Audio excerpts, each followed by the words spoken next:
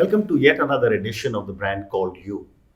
Today I have a very, very senior professional entrepreneur, Mr. Satya Narayanan with me. Satya, welcome to the show. Thank you, Ashutosh. Satya is the founder chairman of CL Educate, which is also known by its brand name Career Launcher. He's from St. Stephen's College, from IIM Bangalore, and he's a mentor and an angel investor. Satya, tell me a little bit about your early life before we come to CL Educate. I'm born in a South Indian Tamil-speaking family, born in Bangalore, raised in Hyderabad. Then we are a family of three brothers and a sister. And my father was in the Posts and Telegraphs department, which is now extinct. So as part of his transferable jobs, we've gone to a few places. I moved to Meerut when we were about 13. Finished my schooling in Delhi in 1985. Then I did my graduation in Delhi University, 88, 91. And then went to IIM Bangalore. Correct. And that's where my professional life started in 1993. Amazing. So let's come to CL Educate. You started this business 25 years ago. Right. And thousands of students have benefited from you. Right. Tell me a little bit about the business. I think it's a very simple business. The focus of Career Launcher is the youngster, the student, and who wants to go about conjuring up a dream and finding ways and means and guidance to go and get to that goal. It's as simple as that. In a very operational sense, it translates in India to get to higher education institutions. It could be getting to an IIM or an IIT or a law school, or take an SAT or a GRE and go abroad for admissions. So that's the core around which the business got built. Okay. The core purpose of CL is defined as to enable a youngster to realize his dream and make it come true. And this is basically the transition from class 12 to undergrad. Yes, Or do you also handle undergrad to postgrad? Yes. So there are, as you know, couple of significant thresholds, but it's a continuum, as you know. So the journey starts as early as in grade 7, grade 8, where your interaction is more with the parent. Because parents, even though they might have gone to the top university in their time, they're slightly out of touch with the way the world is today. So it starts there when the child is in 8 or 9. But one significant threshold, as you rightly said, is when the child gets to undergrad program after class 12. The second significant is when he finishes his undergrad and chooses a path of placement, which in this era could be to go for a higher education post-graduation or pick up an entry-level job. Or kids or youngsters today are even looking at becoming an entrepreneur to set up a startup. So it could take any of these three routes. Okay. So we do that. And since we've been around for 25 years, it has also evolved to doing a lot of upskilling with professionals, CXOs, senior management leaders or government leaders in their own reskilling and upskilling in their mid-careers. Oh, wow. So now we span from something like 14 to 60. Wow. So we work with corporates. So you move well beyond just the students. Oh, yes. Because now the students who were my students or our students 25 years ago, they are CXOs and CEOs today. So they still think that we can add value. And Career Launcher has kept evolving with time and with the way the landscape has evolved. Amazing. So, when you handle such a large bandwidth of specialisms, students from across the whole country, right, and as you just said, from class 12 or class 7, class 8, all the way to, maybe in the 40s and 50s, right. What kind of challenges do you face as an organization to manage such a vast variety of skills? Yeah, so the challenge is of how do you focus on these multiple areas which each one of which itself can consume a whole lifetime. And in that sense, I've been a little blessed to be able to build a team that is fairly competent. We are a 1,000-member organization. We're there in about 250 locations physically. And just as a matter of making a point, about 6 or 7 of my own batchmates from IIM Bangalore, they all work with me. They've joined from different points in time. So we are a reasonably large team now. And a very robust team. Very, very robust team, very hugely invested through technology. And the verticals are headed by different team leaders. And I, along with a couple of people, we try and orchestrate all of this. Wow, amazing. So let's talk a little bit about the students. Sure. When I was growing up, in the 70s, or you in the 90s, or even now, the competitive examinations Sure. are a pressure cooker situation that the whole country goes through every year in February, March. Sure. Is there anything that can be done to reduce the kind of pressure students go through? Because we hear all kinds of horror stories before and after exams. Yeah. I think it's a very relevant point, and I think there could be a few things that can be done if at every level there is clarity that the center of the universe is the youngster. I think the moment that clarity is there, a lot of things can be done. For example, why should a particular day or date be sacrosanct in a year? Correct. Why can I not choose the day I want to take an IIT JEE or a CAT or a GRE exam at my choice? Why can I not override if I have a bad day? Why can I not cancel the score and take a retest? A very simple thing. In today's age and day, with technology, it can be done. It's just that it needs a paradigm shift in leadership. That's number one.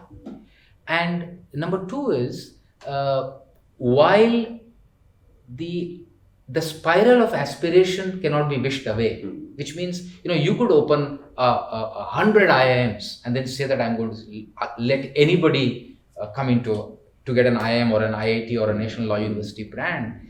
That's not going to solve the problem, because every kid who's dreaming of a management degree in India wants to go to IIM Ahmedabad, or he wants to go to IIT Bombay, a technology student. So you cannot wish away the individual aspiration, because culturally in India, we know that the escape from poverty or escape from middle classhood is through education. So there will be a continuous environment of competition. That's good in some sense.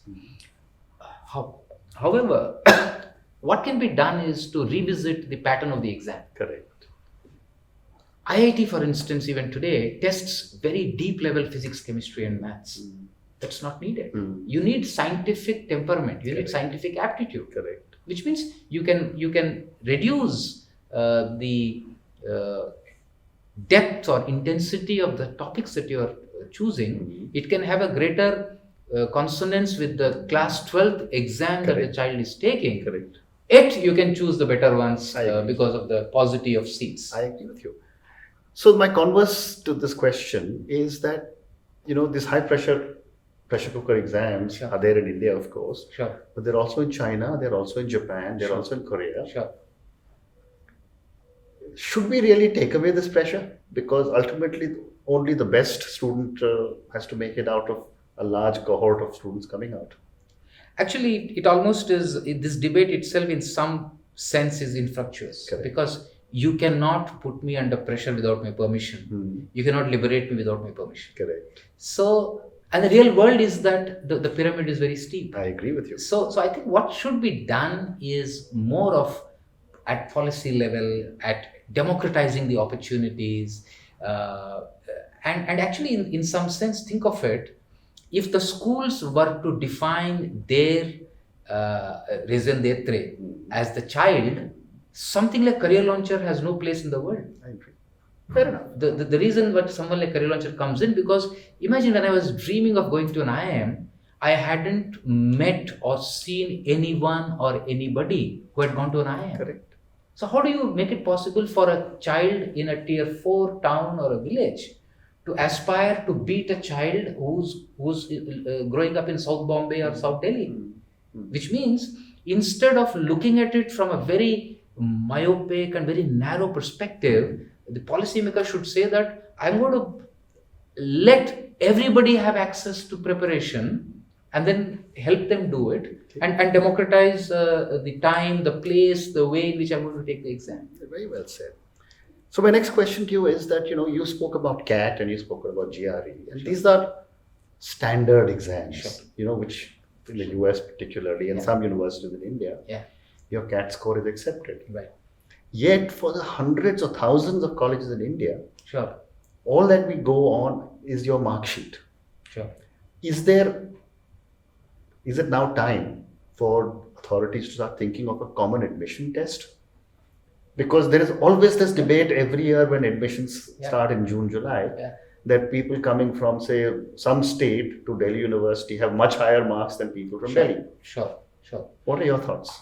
I think that could happen. That perhaps would happen. The time it takes to translate some of these intents into actioned programs, it takes a little bit of time. Correct. Because there are large number of stakeholders who have their own little fiefdoms that they are little scared of letting go of. I'm not attributing motives, but it's just that, would we get diluted? We've got a legacy of 50 years of conducting IIT, JEE, etc. But again, a very common exam which could have some core areas of testing, some optional areas. Those things are possible, and some early steps have already been taken. The National Testing Agency that has come into existence is beginning to move in that direction. I think over a period of next 5 to 10 years, it's likely to happen. Wonderful. So let me move to the next segment. Sure. And that is in your avatar as an angel investor and a mentor. Sure. My first question to you is that for a startup entrepreneur, is it better to have a partner, a co-founder, or go solo? See, in a very jocular way, I say that suicide is best done alone. Wonderful. Okay, so you answered the question. Yeah. However, as you begin to realize that you didn't die when you jumped off the cliff, you need people to co-own the idea, paint the canvas with very, very different, vibrant colors that they can bring in, make it very robust. For that, you need to have a very, very solid team that you are able to build. And in your estimation as an entrepreneur, they must be much taller than you are in their best area. Correct. I think that's very important. If you look at the success story of an Infosys, you'll find that there are 5-6 people who all came together, and each one was very good. While Narayanan was there. So similarly, if you go around looking at success stories, you'll find that there are 2 or 3 or 4 people who are all equally good, and they held different parts of the organization in its growth. So yes, the answer to your question is team building is an important attribute. However, in order to start off, you need to a co-founder. I'm not very sure. Okay. I'm not ideologically against or in favor, but just go with the flow. Understand. So my next question is, Anna, that you must have invested in so many companies and you must have mentored so many. Sure. What, in your opinion, are some of the basic mistakes a lot of startup founders make? Good question. I think the first thing is about the purpose itself. Purpose itself. As we spoke in the other context, what really happens in entrepreneurship, as in life, is that if you have an abiding interest in an area and if you have a very deep, compelling need to contribute, then that entrepreneurship lasts longer. Correct. If it is driven by a very smart headline in an economic times that triggered that this guy has raised money, that guy has become a millionaire, and this is a new area that is sunrise, then your enthusiasm lasts as long as the first hurdle or the first stumble that you're going to stumble upon. Correct. And the truth about entrepreneurship is that the path is paved with 70% failures and 30% successes. Correct. And if you do that, you will become a large company, which means the endurance, the ability to deal with failures will come when there is a much deeper connect with the purpose for which you got started. That's the place where most entrepreneurs should get it right. I'm not saying most get it wrong. Many a time it's the flow. Real estate का boom चल रहा है, real estate tech बना दिया. EdTech boom, so EdTech happens. FinTech boom, FinTech happens. If you stay deeper, then I think it will last longer. Correct. Other mistakes that they make, you get a chance to recover. You're going to make a mistake of pricing, positioning, target segmentation, product market fit. You'll get everything wrong as you go along. Sure. But you will last longer. That's true. Very, very well said. Very well said. So my next question is that, you built a startup 25 years ago and now you're all over the country. And yet I often hear startups talking about pan-India. Sure. I must be pan-India. Sure. And I keep telling several of them Sure. that if you're in Gurgaon, you've got 3 million people. Sure. If you look in NCR, you've got 20 million people. Sure. So my question is, when should a startup start to scale up? Actually, in the cloud native, digital native world, even this question actually is becoming a little bit of an anachronism. Correct. I met a startup in Silicon Valley a couple of months ago, and he was mentioning he's grown from zero to I think $3 or $4 billion valuation company in a matter of 3 years. And he was saying something very interesting. He said that as per the advice of all the senior Gurus. Bay Area gurus who've invested a little bit of money, I was very focused on cracking it in the Bay Area.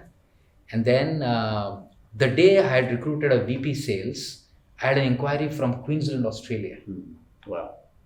It looked too tempting an offer for me to let go of. So I told him the day he joined, take a flight and go. And he said, that's the biggest contract that we've had in the last 3 years. Wow. So in the new era, where the startups are taking birth as a cloud native, every geography is equidistant from that cloud. Correct. So it just is a very curious new phenomenon. And you don't need to be physically present in many businesses. Yeah. It's not true for everything, but it's true for a large number of things. Fantastic. Great answer. So let me move on. You're a very, very multifaceted person, other than, of course, being a very successful businessman. When I was reading about you, you're an Urdu poet. Yeah. You speak Sanskrit at home. Right. And you're a cricketer. Yeah, failed cricketer. It doesn't matter. You're a cricketer. Yeah. So tell me a little bit about these interests. First Urdu and then speaking Sanskrit at home. I mean, that's unique. My parents speak Sanskrit at home. Okay. So I speak with them in Sanskrit. And then I thought that a best way to spoil my kids at home is I speak with them in Sanskrit. They now get it and they answer in bits and pieces. But the in the LSRW of any language, listen, speak, read and write, at least the listening is happening 100% of the time. Wonderful. And it helps me practice. Yeah. Urdu is too deep and very close to heart. I did not want to die without learning Urdu. So on my 40th birthday, suddenly I realized that time is ticking away. So I started on my 40th birthday, and that was in 2010. And fortunately, I've been a little gifted vis-a-vis languages. Yeah. So I could pick it up. I started reading newspapers, and then without even realizing, I started writing a little bit of poetry. Wow. So I ended up publishing a couple of books, Wow. and some of them have been put to music. So I quite I'm very proud of that part of me. Amazing. You probably one of the only people who I know who's an expert in Urdu and Sanskrit. Isn't it so fascinating? Amazing. And I am so keenly looking forward to be able to say one day that I translated Raghuvamsham into Urdu or Rumi into Sanskrit. Amazing. I think it'll be.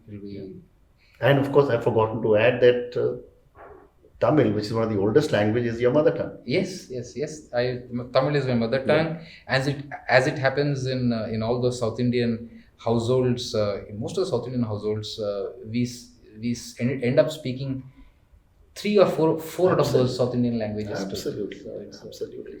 In fact, I've always said that people who live in North India, particularly the Hindi speakers, sure.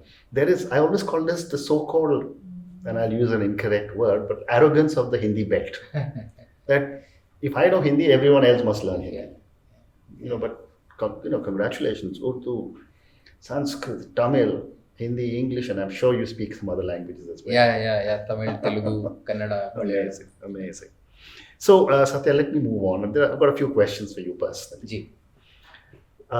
My first question is that in a life so well lived, such successful business, so much personal accomplishments, have you had any people who've had a strong influence on you? And if yes, sure. What have been your learnings from them? Sure. I think my father is a great influence. Okay. I think he's a very simple man. And I don't think I'll even be a small fraction of what he has been. Yes. So father has been a great influence from his simplicity, from his calmness, from his constant endeavor. Amazing. And then my cricketing guru was Bishan Bedi. He was the one who brought me from Meerut to Delhi. Okay. And he was a very hard taskmaster. And I was one of his favorites as well. I learned a lot of things from him, from his coaching, if I may use that word. And it was about pushing yourself. Wow.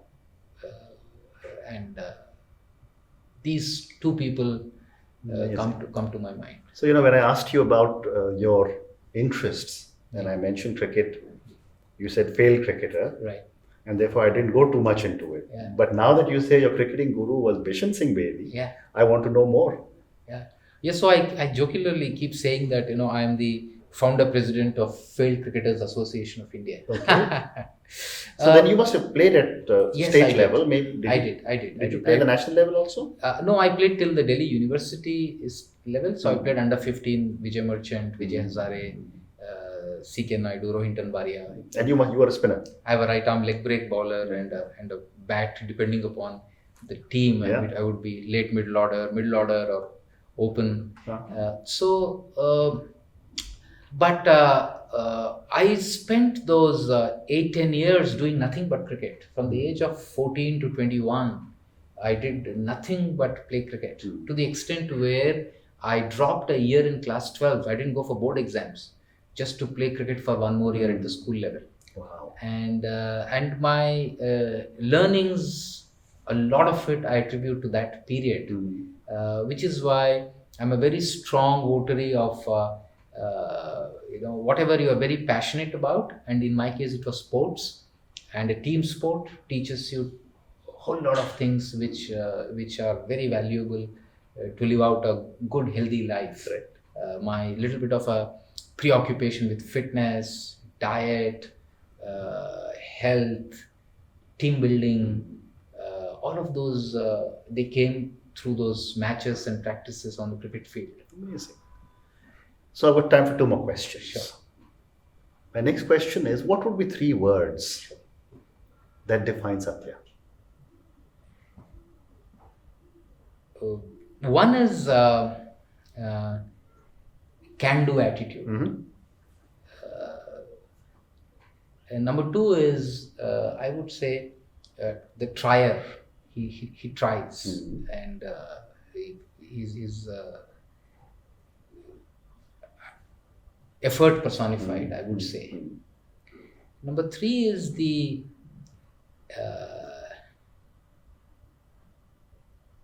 gap between the intent and action is close to zero. Wow. Which is one strength that has worked well for me. Amazing. So Satya, my last question to you. This is a question on failure. You interact with so many people. And I've often said that in India or South Asia or Asia, we don't teach our children that it's okay to fail. Yeah. Which reflects itself in our behavior patterns, etc. Yet we fail all the time. Yeah. Right. What have been some of your learnings from your mistakes or your failures?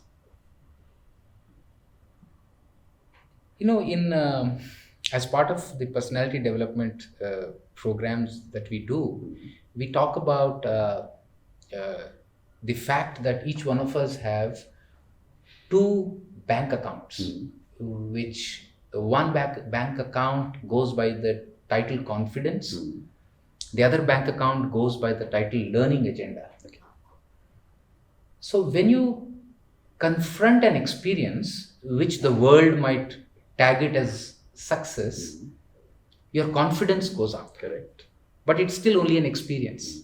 That success or a failure is a tag. But you take that away, it's an experience. Correct. You try something, it worked better than not, you call it a success, but your confidence goes up.